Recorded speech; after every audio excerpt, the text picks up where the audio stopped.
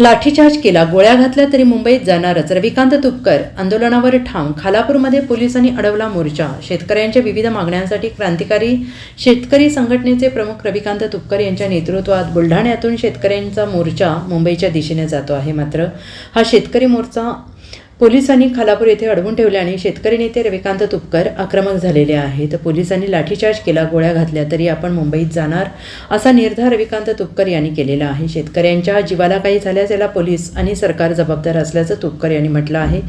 सकाळी मुंबईच्या दिशेने निघणारा मोर्चा दुपार झाली तरी अजून खालापूर येथे अडकून पडलेला आहे आणि शेतकरी नेते रविकांत तुपकर हे आंदोलनावर ठाम आहेत. भर उन्हात शेतकऱ्यांकडून जोरदार घोषणाबाजी सुरू आहे. खालापूर पोलिसांनी शेतकऱ्यांचा मोर्चा अडवून ठेवलेला आहे. रविकांत तुपकर मुंबईत जाऊ नये यासाठी पोलीस यंत्रणेकडून समजावण्याचा प्रयत्न केला जातो आहे. आम्ही काही दरोडेखोर नाही, चोर नाही, उचक्के नाही किंवा आम्ही अजमल कसाबच्या टोळीतले नाही, दौदच्या टोळीतले नाही.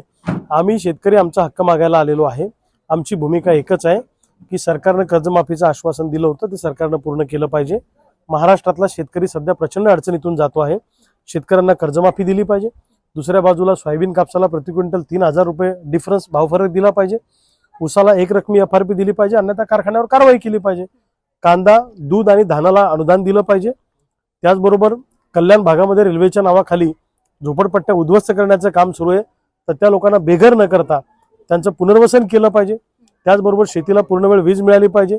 जंगली जनावरांचा त्रास आम्हाला प्रचंड होतो शेती पिकांना, म्हणून शेतीला मजबूत कंपाऊंड दिलं पाहिजे. अशा अनेक मागण्या घेऊन आज आम्ही मुंबईमध्ये आलेलो आहे. अरबी समुद्रामध्ये आम्ही आमचे कर्जाचे सातबारे बुडून आम्ही कर्जमुक्त झालो अशी घोषणा करणार आहे.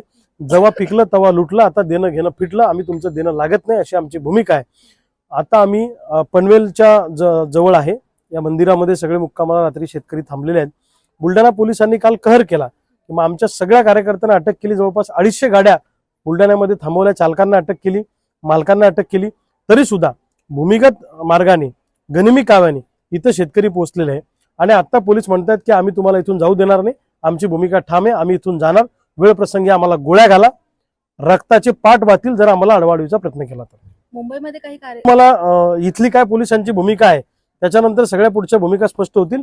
महाराष्ट्रामध्ये शेतकरी आहे, इथं जर काही इथल्या शेतकऱ्याच्या केसाला जरी धक्का लावायचा प्रयत्न पोलिसांनी केला तर महाराष्ट्रातला शेतकरी रस्त्यावर उतरेल. Bureau report SBN Marathi, Mumbai.